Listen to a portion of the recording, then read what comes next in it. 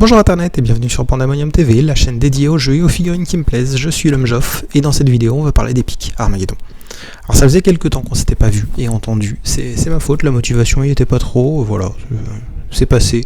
Entre temps je me suis inscrit à un tournoi Epic en novembre, le Sartoris 5 vient, c'est cool.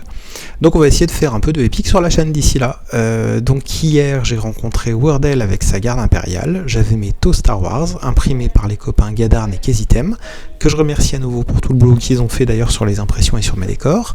D'accord, les décors c'est ceux que tu vas voir pendant cette partie, hein, tu verras ils sont super classe ces décors, il n'y a que le tapis qui n'était pas le mien. On s'est rencontrés donc au French Wargame Café sur le scénario classique d'Epic Armageddon.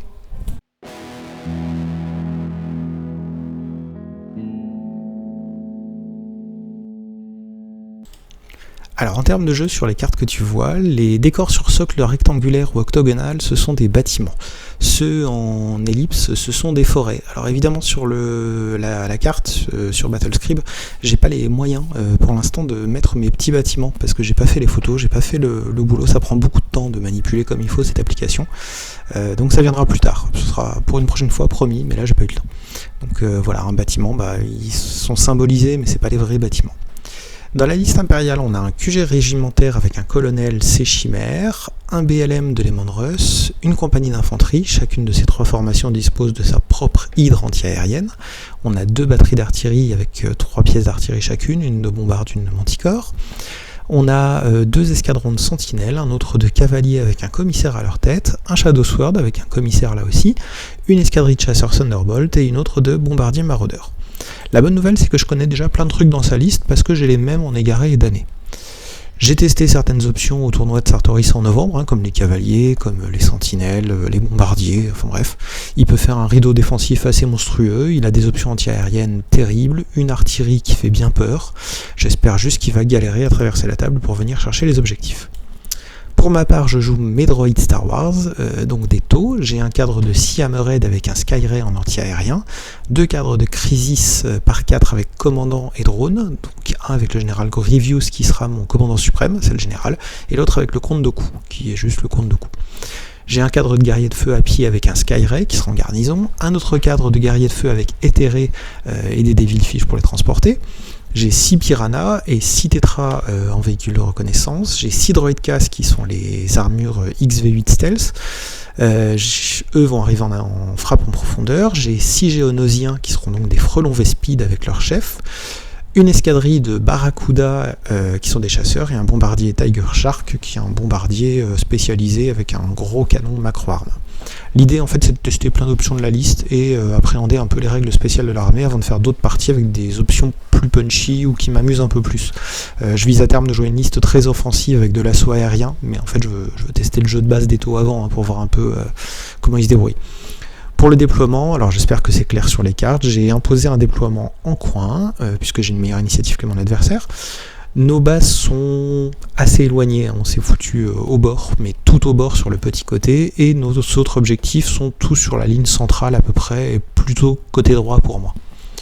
Le plus important en fait c'est que j'essaie de m'étaler pour éviter les tirs de barrage des bombardes, des manticores et des bombardiers adverses, parce que mon adversaire peut masser ses attaques avec ses armes de barrage sur mes troupes qui justement sont trop concentrées, alors que moi j'ai aucune chance de faire ça vu que j'ai pas d'armes de barrage. À ce moment-là, mon plan c'est de forcer sur la droite avec mon BLM et des tas de soutien, des guerriers de feu, des Crisis, tout ce que j'ai, des Vespid peut-être, des Tétras, et de tenir les 3 objectifs les plus proches les uns des autres pour essayer ensuite de cramer son BLM avec le mien. Les Hammerhead me semblaient plutôt bien foutus pour éliminer des Lehman Russ parce que je les touche à 3+, et j'ignore leur relance de sauvegarde.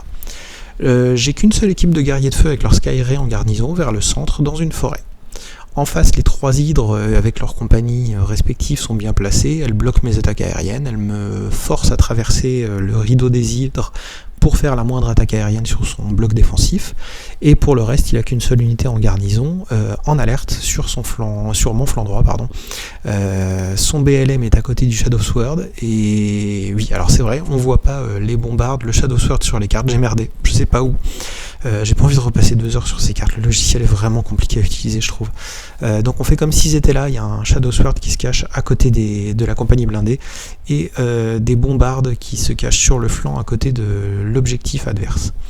Petite information importante, ça aura du sens pendant la partie, j'étais persuadé, jusqu'au lendemain de la bataille, que les réacteurs dorsaux devaient faire un test de terrain dangereux en entrant et en sortant des décors. C'est pas du tout le cas, c'est la règle des antigraphes, ça. Alors j'avais les deux, mais ça veut dire aussi que toutes mes armures Crisis, mes stealth et mes Vespid, je leur ai fait faire des tests de terrain difficiles chaque fois que j'entrais ou que je sortais d'un terrain. Alors ça m'a provoqué que 2 pertes dans toute la partie, c'est pas beaucoup, sauf que j'ai eu peur d'entrer dans les terrains.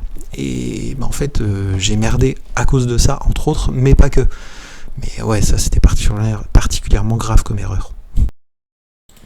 Alors au tour 1, c'était pas le tour des gros placements et des gros repositionnements, pour être tout à fait honnête, parce qu'on a tous les deux beaucoup temporisé. Probablement beaucoup trop pour moi, même si pour mon adversaire je pense que c'était probablement une bonne idée.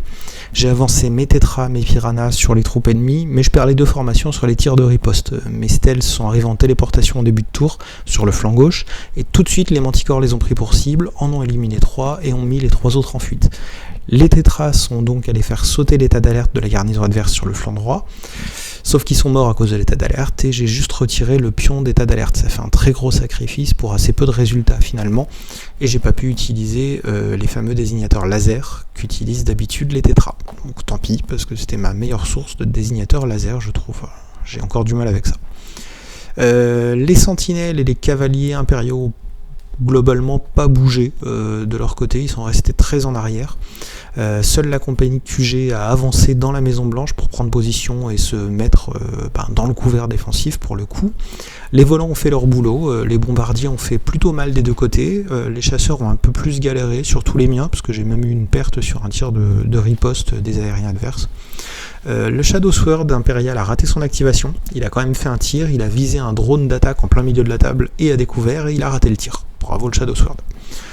Les BLM ont joué en dernier parce qu'on a énormément temporisé pendant ce tour et ils ont quasiment rien fait. Le BLM de la garde a fait un mouvement et tire un peu dans le vide et le mien fait pareil en se déplaçant un peu plus vite, sauf que j'ai cramé un garde impérial de la garnison au passage, donc quasiment rien. C'était vraiment un tour de mise en place, les crises ont avancé, les gardes ont avancé, voilà, il s'est pas passé grand chose.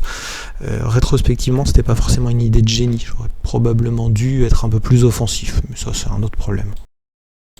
Le tour 2 commence par l'activation de mes Hammerhead qui font un double tir sur les Lehman Russ et ils en flinguent 4. Voilà, ça c'est fait.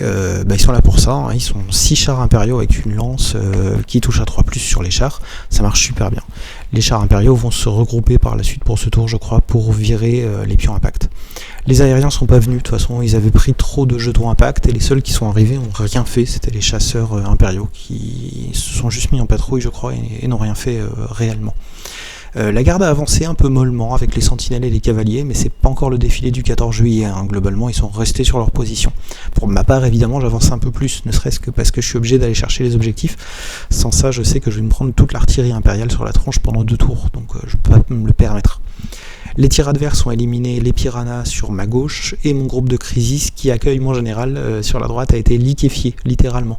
Donc je perds mon commandant suprême sur un tir à la con et ça m'a fait très mal parce que j'ai perdu la relance du commandant suprême qui m'a coûté très cher pour la suite. Déjà là ça m'a fait mal au cœur, évidemment c'est mon général, mais pour la suite j'en ai chié en fait à cause de ça. Mention spéciale à nouveau sur le Shadow Sword, qui échoue à nouveau sur son test d'activation, qui a fini par tirer sur un Crisis à découvert et a encore raté son tir. En fin de tour, tout le monde a réussi ses tests de ralliement et s'est retiré ses pions impact, donc on a commencé le tour 3 presque de meilleure humeur que ce qu'on a commencé le tour 2, sauf moi pour mon général défunt.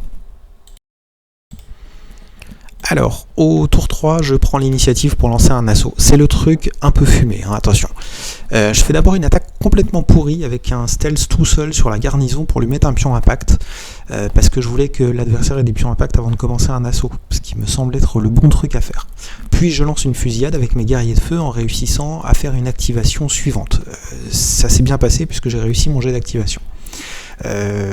L'activation est moyenne, je réussis la fusillade en gagnant grâce au jet de dés très chanceux plutôt que sur autre chose, parce que mon adversaire était plus nombreux, il avait plus de pions impact, ce qui était en ma faveur, il avait un charismatique moi aussi, et en nombre de dégâts on était à égalité finalement. La garnison impériale se trouve en déroute mais reste sur place. Par contre moi je gagne l'assaut. Sur ma gauche, la cavalerie et les sentinelles s'avancent vers le centre, enfin. Le BLM de la garde élimine les Devilfish de mes guerriers de feu et mes Hammerhead ratent leur activation. Donc ils ne peuvent pas attaquer le BLM adverse et ratent une très belle occasion de marquer des points ce tour-là ou au tour suivant. Et c'est dommage, c'est vraiment dommage. Enfin tant pis pour moi, mais voilà, j'ai pas eu le choix, j'ai raté l'activation sur un 1 et je pouvais pas relancer mon dé puisque j'avais plus de général. Le Shadow Sword a à nouveau marqué les esprits en ratant son activation et en tuant un guerrier de feu cette fois. Ce sera son meilleur tir de la partie d'éliminer un guerrier de feu. C'est pas énorme, c'est bien, il l'a fait, mais voilà, est-ce que ça valait le coup de dépenser 200 points dans une machine qui a éliminé un guerrier de feu? Il y a des gardes impériaux qui ont fait beaucoup mieux finalement. Au centre gauche, la compagnie QG de la garde s'avance enfin vers les objectifs, ils sont sortis de la Maison Blanche, ils vont vers les objectifs centraux, et j'ai fait de même avec mes quelques guerriers de feu, des Vespides et des Crisis survivants, pour tenter de contester les objectifs sur la fin du tour. Il y aura donc un tour 4, puisque à la fin du tour 3, personne n'a assez de points pour revendiquer la victoire. En début du tour 4, la garde va surtout se repositionner pour contester les objectifs et éliminer quelques taux en pleine crise existentielle au milieu de la table. Quand j'ai un socle tout seul, il me la fait sauter en gros, à 1 ou 2 détails près. La compagnie QG va tenter un tir plutôt qu'un assaut, et donc va seulement éliminer les crisis en les mettant en déroute, mais il ne va pas les éliminer tous, il va en rester 2, ce qui fait que la bande ne rapportera pas autant de points de victoire à la fin en cas d'égalité. Au centre, les cavaliers de choc chargent mon groupe de guerriers de feu, qui n'était plus que 6 et en plein milieu, et bizarrement, les cavaliers prennent une raclée, c'est-à-dire qu'ils ont raté leurs attaques. J'ai réussi les 2 seules sauvegardes que j'ai eu à faire, et lui a raté toutes les sauvegardes qu'il a eu à faire, et il a subi 3 pertes. Je gagne donc un corps à corps avec des taux, dès ma première partie avec des taux. Je pense qu'il ne faut pas que je prenne trop l'habitude, mais c'est la classe. Il faut dire aussi que le groupe était dirigé par la figurine de Dark Maul, donc il est balèze au corps à corps, Dark Maul, c'est normal. Sur le flanc droit, je tente les derniers trucs. Mon Crisis, qui avait perdu son commandant suprême, se place à portée d'éléments de Russ, juste à portée pour le tir de sa macro-arme, et il rate le tir de la macro-arme, donc pas d'éléments de Russ éliminés. L'élément de Russ, eux, élimine les guerriers de feu de Dark Maul, qui venaient de gagner un corps à corps contre les cavaliers impériaux, et mon BLM échoue à nouveau sur son jet d'activation. Je ne le remercie pas, puisque tout ce qu'il a fait pendant 2 tours, c'est de squatter dans un coin en passant vaguement la ligne centrale. Enfin bref, il a rien fait quoi. Fin de partie, aucun de nous deux n'a accompli le moindre objectif, égalité 0-0. On a fait le total en termes de goal average, si on était en mode tournoi. J'ai éliminé 500 points de troupes adverses, il en a éliminé 1387,5. Donc voilà, ça se voyait sur la table que je perdais et que s'il avait fallu faire encore un tour de plus, j'étais mort. Par contre, c'est vrai que sur le résultat des objectifs, ça se voyait pas du tout. Alors c'était une belle partie pour Epic, ça faisait quelques temps que j'avais pas joué, ça a été épique justement, intéressant. Il n'y a pas eu beaucoup d'assauts, très peu, je crois qu'il y en a eu 3. Et j'ai eu de la chance parce qu'ils ont tous tourné à mon avantage. Je crois que j'ai pas perdu un seul assaut, en tout cas même le plus hasardeux au début et celui où je me fais charger connement, ça a tourné à mon avantage, la chance des jets de dés finalement. Je reconnais que de mon côté ce sont les Hammerhead qui n'ont pas eu de bol sur les activations, mais bon ça arrive, j'ai eu du bol ailleurs. Mon adversaire a eu de la chance moyen, comme moi, il n'y a pas eu de gros éclats où il a tout réussi et moi tout raté. Enfin voilà, ça s'équilibrait de ce côté-là. La prochaine fois, je pense d'une part ne pas commettre l'erreur manifeste des réacteurs dorsaux hors des bâtiments, ça peut jouer. Je vais essayer une liste plus offensive avec un Orca, peut-être essayer un croiseur, probablement jouer les crisis complètement différemment. Enfin bref, je vais changer ma liste et je pense que je vais être agressif mais différemment dès le tour 1 parce que ça me semble nécessaire. Mais je vais continuer à jouer les taux parce que c'est cool les taux. En face, Wardell a été hyper cool, on s'est bien marré, j'ai passé vraiment un bon moment, alors j'espère que lui aussi, parce que finalement c'est le plus important, donc main qui forme un cœur surtout à internet, comme d'habitude. Si la vidéo t'a plu, tu commentes, tu mets un pouce bleu, tu partages. Je remercie évidemment tous ceux qui se sont abonnés, ont partagé, mis des pouces bleus sur les vidéos précédentes, même s'ils les ont juste regardées, c'est cool. La prochaine fois, je pense que je vais faire comme d'habitude, ne pas tenir mes promesses, donc cette fois-ci, je ne promets rien. Et d'ici là, porte-toi bien et ne fais pas de 1 en activant ton BLM.